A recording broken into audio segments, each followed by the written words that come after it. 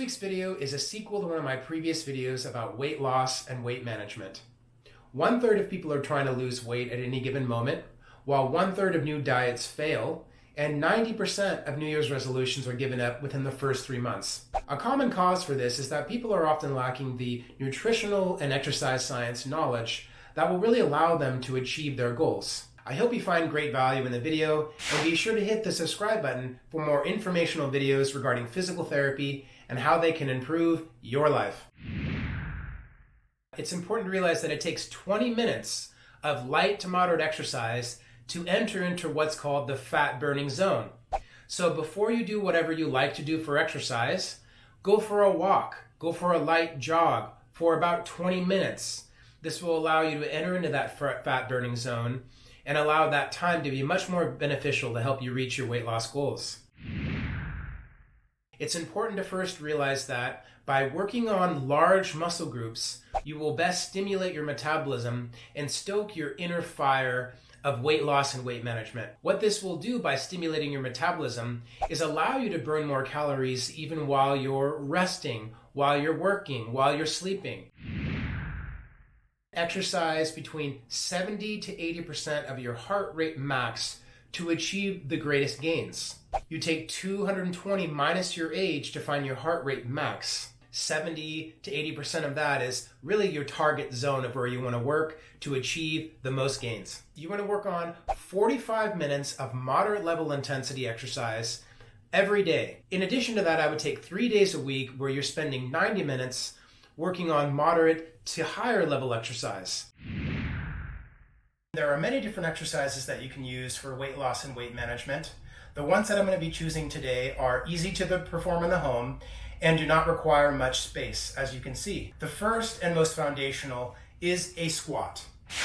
With a squat, you can place your arms at your sides, you can cross your arms however you'd like them to be. Now, you always want to come down slowly on the down, that's where the majority of strength is built, and fast on the up. Working on sets of 15 repetitions, 2 cycles through whatever exercises work for you. Again, trying to work up to hit that 45-minute goal per day, coming down and back. It's a very common compensation to come forward, and we're really trying to avoid that. It's too hard on the knees and the hips.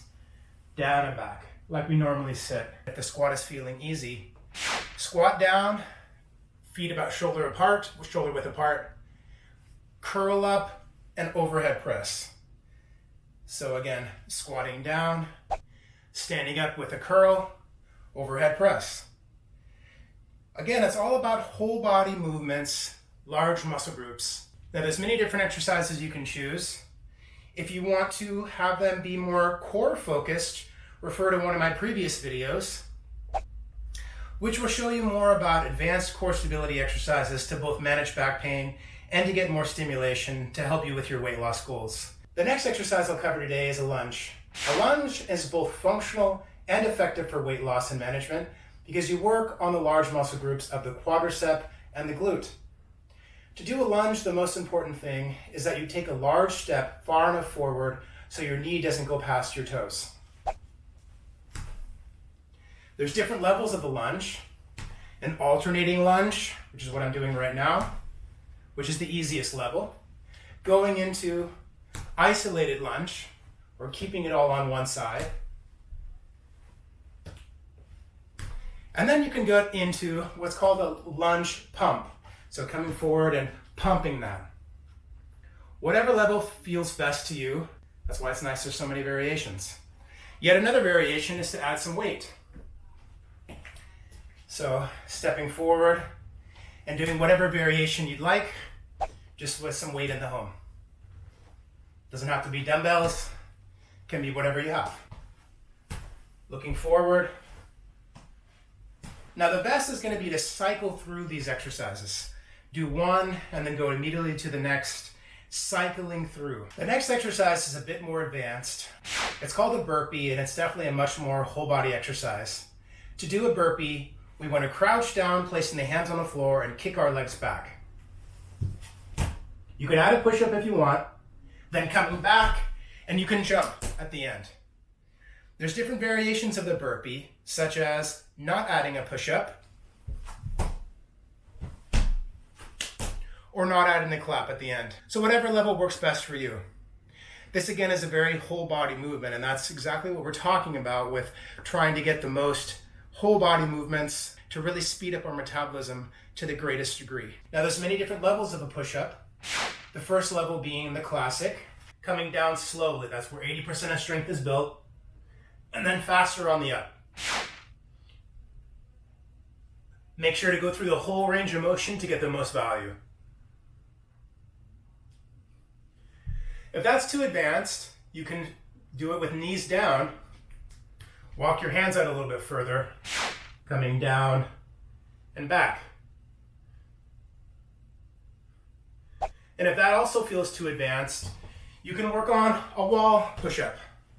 So just coming up to a wall, coming in and back. So whatever level works best for you, just make sure you're trying to keep your torso straight, not out or forward, but with good neutral alignment.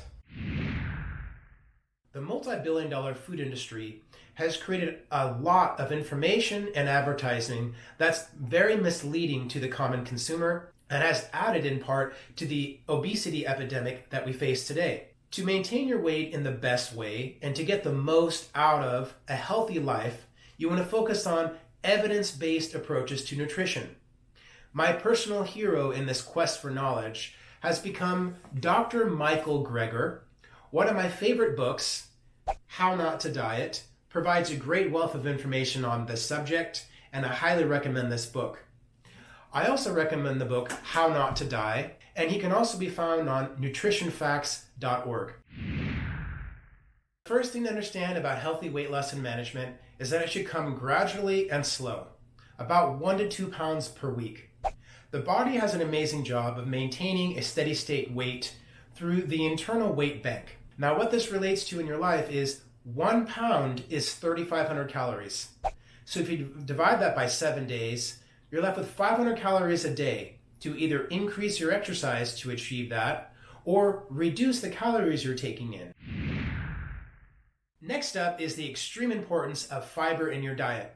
Fiber can be found in fruits, veggies, and whole grains. What fiber does is allow you to fill your stomach, allowing you to feel satiated or full, really helping to cut down on the calories that you're taking in. What type of fats should you be incorporating and trying to stay away from in your diet? Trans fats are by far the worst, and luckily they're being more and more phased out of the foods you'll typically find in the grocery stores. So always stay away from trans fats. Saturated fats come in a close second for being the worst type of fat and are mainly found in animal products. The type of fats to be focusing on are monounsaturated and polyunsaturated fats, which are primarily found in nuts, avocados, and olives. Going along with this is to cook not with vegetable oil, but with avocado or olive oil, allowing you to get more of those healthy fats in your diet. So this video has been all about what is the nutritional and exercise science knowledge that will allow you to maintain your weight and achieve your weight loss goals. But there are so many different topics I could post about. It really just depends on what you guys would like to see. So post your comments below and subscribe so I can do my best to create a meaningful video for you or a loved one to improve quality of life. This is Dr. John Mayo, physical therapist, really hoping that this program has been helpful for you or a loved one and improves your life.